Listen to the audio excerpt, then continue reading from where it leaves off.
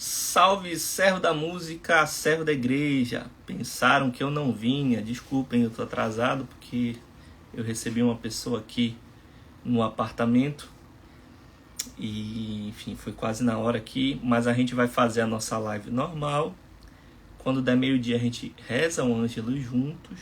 E depois eu continuo a live para cumprir com o nosso trato de 13 a 14 minutos de conversa aqui, de live, que nós nos comprometemos sempre, né?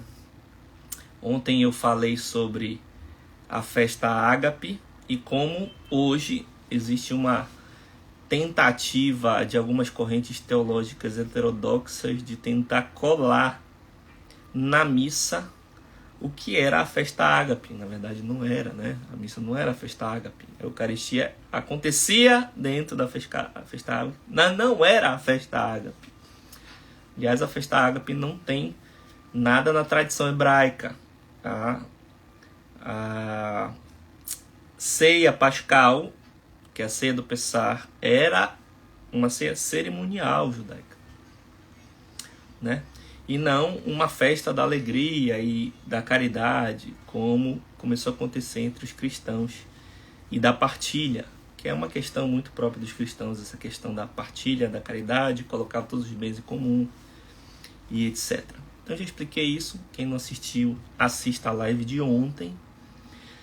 E hoje, dando continuidade, indo mais adiante nessa questão, eu queria conversar com vocês sobre essa visão que existe a respeito da missa, que é uma visão individualista da missa, né? A gente sempre tem como tensão, e eu postei uma brincadeira em relação a isso no Reels, de um lado o pessoal que quer a música regional da terra, do outro lado o pessoal que quer o repertório da música de indústria pop, internacional, essa sonoridade urbana, né? Existe esse conflito entre o interior e o urbano aí, para tentar enxertar, infiltrar na missa qualquer coisa que seja profano, né? Gente, de onde vem essa mania? Primeiro, de onde vem essa visão intimista, individual? Essas coisas têm a mesma origem, tá? Parecem duas coisas diferentes, mas elas são as duas faces da mesma moeda. Que moeda é essa, né? Essa moeda é aquela moeda que interpreta a liturgia, e isso vem da CEAGAPE, como uma reunião de celebração, de fraternidade entre as pessoas, né? Aquela reunião onde não existe mais uma hierarquia entre o sacerdote, o sacerdócio consagrado e os fiéis, tá? Isso tem raízes na teologia protestante. Isso adentra a teologia católica no pós-concílio, com as ideias aí dos teólogos tipo Karl Rahner, de que não existe diferença ontológica, não existe diferença na essência, né, entre o sacerdócio consagrado e o sacerdócio universal, entre os fiéis, né? Tem uma oração na missa que vai ser corrigida, se não me falha a memória, isso vai ser corrigido, acho que eu vi o Michel Padiossi comentando isso. Lá após o ofertório, após a preparação das ofertas, tem uma oração que o sacerdote fala para que o nosso sacrifício seja aceito por Deus Pai Todo-Poderoso, né? Vocês estão lembrando esse trecho aí que fala isso na missa, né? A versão em latim original, não essa nossa tradução em português, ela está assim: para que o meu e o vosso sacrifício sejam aceitos por Deus Pai Todo-Poderoso. Por quê? Porque, obviamente, o sacrifício que o sacerdote implementa é diferente, em sua essência, do sacrifício do fiel que está lá participando da celebração. Existe o sacrifício universal? Perdão, existe o sacerdócio universal? Existe. Não é? Claro que existe o sacerdócio universal, que eu, você, todos nós leigos, participamos por meio do batismo. Somos chamados à santidade, mesmo sendo leigos. Esse nosso sacrifício que nós colocamos é a apresentação dos dons. Quem oferta os dons somos nós, por meio do nosso sacerdócio universal, que se dá através do trabalho. O trabalho é uma coisa importantíssima na vida cristã. Tá? O trabalho é o meio de santificação do leigo. É o local por onde o leigo vai praticar as virtudes cristãs, vai praticar as virtudes teologais, as virtudes cardeais e outras virtudes cristãs e combater o pecado por meio dessas virtudes. Né? Mas o que o sacerdote faz é outra coisa. Nós apresentamos os dons gerados pelo nosso trabalho. E o sacerdote, na hora da preparação das ofertas, primeiro consagra esses dons. Ou seja, ele torna os dons uma espécie de sacramental. Sabe quando o sacerdote vem e abençoa uma cruz, por exemplo, minha cruz que fica aqui, né, na minha mesa, sempre aqui do meu lado. Ou a imagem de Nossa Senhora, eu tenho aqui a Nossa Senhora de Montserrat, que está lá na Basílica das Mercês, né, que eu considero uma das minhas auxiliadoras aqui no meu trabalho de doutorado, porque é justamente sobre a Ordem das Mercês que eu pesquiso. Né?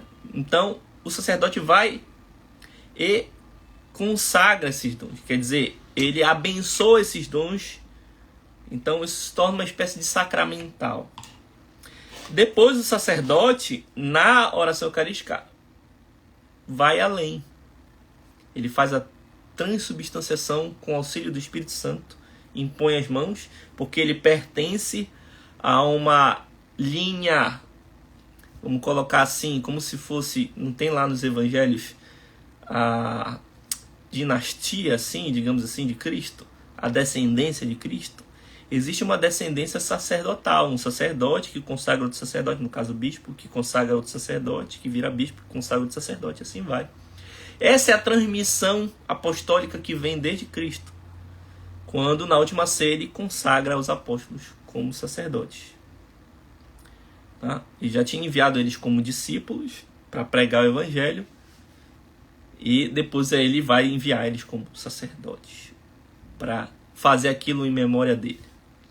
Quando na missa a gente vê as palavras de Cristo, fazer isto em memória de mim, ele não está falando, e essa é uma deturpação da interpretação que tem a ver com tudo isso. Ele não está falando com a Assembleia de Leigos. Cristo está celebrando para os apóstolos. Então ele está falando para os apóstolos, que são sacerdotes agora, para fazer, segundo a ordem de Melquisedeque, fazer isso em memória dele. É isso que acontece. Essa tentativa de igualar o sacerdócio universal com o sacerdócio consagrado cria vários problemas na nossa fé católica. Obviamente que isso é uma infiltração numa teologia protestante. Por quê? E existem várias coisas, vários sinais visíveis disso, né? Uma coisa é cair em desuso a roupa sacerdotal, né? Os padres, a maioria não quer usar mais. Aquilo é um símbolo. Aquela vestimenta preta quer dizer que ele está morto para o mundo. Pode ser a batina, pode ser a camisa, a calça, o paletó com klezma, mas quer dizer que ele está morto para o mundo. Né? E aí caiu em desuso isso. É uma tentativa dele estar no meio de tudo, né? Ser igual a todos. Mas ele não é igual a todos. Um padre, um sacerdote, não é igual a todos. Ele tem poderes instituídos pela igreja por meio da descendência sacerdotal dos apóstolos que nós não temos. Ele tem o poder de perdoar os pecados na confissão. Ele tem o poder de fazer a transubstanciação na missa. São os dois... são as duas... os dois sacramentos que são frequentes na nossa vida, que a gente tem que ter uma frequência na vida. Ele tem, e os diáconos também têm, o poder de assistir à celebração do matrimônio. O poder de batizar, que os diáconos também têm. Vocês veem que já tem uma outra hierarquia sacerdotal aqui, né? Os diáconos estão um pouco abaixo. Por quê? Eles têm alguns, mas não têm todos. Essa hierarquia, e já é 12:05, não tem problema, a gente faz o ângelo no final. Essa hierarquia, só para não perder a linha de raciocínio aqui, essa hierarquia é essencial para a gente entender. Porque, vejam, o todo do universo que Deus constrói é um todo hierárquico. Existe uma hierarquia de anjos no céu, a hierarquia celeste, são 7. Tem mais 3, chega a 9. Né? Existe a Nossa Senhora acima, existe toda uma cosmologia, uma visão hierárquica das coisas, que quando ela é achatada, ela é aplainada, a gente não consegue entender o sentido nem mesmo da missa. Então, não sei se vocês já viram, mas tem alguns padres que antes mesmo da publicação do novo missal já corrigem essa oração e não falam mais para que o nosso sacrifício seja aceito, mas falam para o meu e para o vosso sacrifício, para que o meu e o vosso sacrifício sejam aceitos. Por quê? Porque o sacrifício do padre é diferente do nosso sacrifício, né? Essencialmente diferentes. Não tem como igualar. Um padre não é igual a um leigo. Tá? De maneira essencial, ontológica. Obviamente que existe uma aproximação entre o diácono, o padre e o bispo. Eles pertencem à ordem. Eles são clérigos. Tá?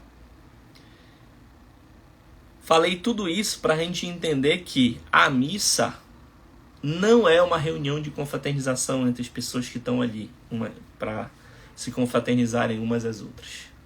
A missa é a participação do fiel batizado universalmente, apresentando seus dons como um sacerdócio universal, para que por meio desses dons o sacerdote consagrado utilize para primeiro consagrá-los, depois promover com a ajuda do Espírito Santo a transubstanciação. Isso tudo para que essa oferta, que é o próprio Cristo, seja oferecida a Deus, porque é a oferta mais perfeita que pode ser feita. De maneira que isso acaba com o paganismo, que eram a oferta a deuses de causas segundas. Tá? Então a perda da noção dessa hierarquia nos faz achar que a missa é só um encontro de ágape, que eu vou ver meus amigos, que eu vou ver aquela pessoa que eu gosto, né? Que depois eu vou falar com um padre. Antigamente a gente beijava a mão do padre em sinal de respeito, né? E eu gosto, acho um gesto bonito, mas os padres, muitos deles, alguns aceitam, né? Muitos deles não aceitam mais, né? Não é soberba um padre aceitar um beijo na mão, porque ele vive em persona Christi. É como se a gente estivesse beijando a mão de Cristo representada ali. Tá? Então era essa a ideia, para a gente não perder a noção do que é a missa, essa noção hierárquica que acontece. É por isso que o altar é no alto, e está na instrução geral do missal romano. O altar não pode ser no mesmo nível da Assembleia. O altar é no alto, é num nível diferente.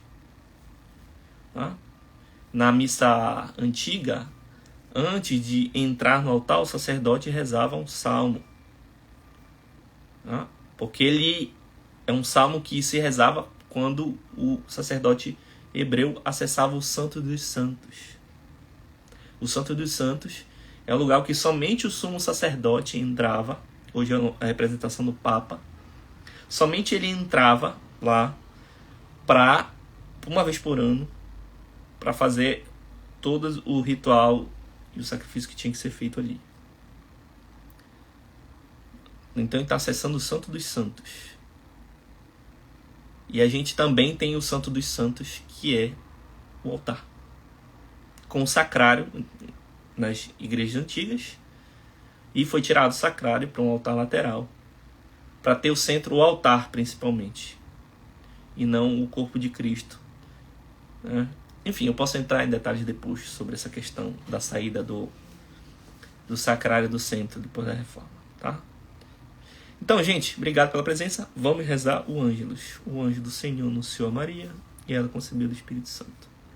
Ave Maria, cheia de graça, o Senhor é convosco. Bendita sois vós entre as mulheres, e bendito é o fruto do vosso ventre, Jesus. Santa Maria, Mãe de Deus, rogai por nós, pecadores, agora e na hora de nossa morte. Amém. Eis aqui a escrava do Senhor, faça-me segundo a vossa palavra. Ave Maria, cheia de graça, o Senhor é convosco. Bendita sois vós entre as mulheres, e bendito é o fruto do vosso ventre, Jesus. Santa Maria, Mãe de Deus, rogai por nós, pecadores, agora e na hora de nossa morte. Amém. E o Verbo se fez carne e habitou entre nós. Ave Maria, cheia de graça, o Senhor é convosco. Bendito sois vós entre as mulheres, e bendito é o fruto do vosso ventre, Jesus. Santa Maria, Mãe de Deus, rogai por nós, pecadores, agora e na hora de nossa morte. Amém. Rogai por nós, Santa Mãe de Deus, para que sejamos dignos das promessas de Cristo. Oremos, derramai, ó Deus, a vossa graça em nossos corações, para que, conhecendo pela mensagem do anjo a encarnação do vosso Filho, cheguemos por sua paixão e cruz à glória da ressurreição, pelo mesmo Cristo Senhor nosso. Amém. Obrigado pela presença. Se vocês gostam das lives diárias, divulguem essa live para outras pessoas. Eu vou ficar salvo aqui, fica no YouTube também. Lá tem uma playlist, aqui também tem uma playlist. É bom que a pessoa assista da primeira e vá na sequência. Até mais, fique com Deus, até a próxima.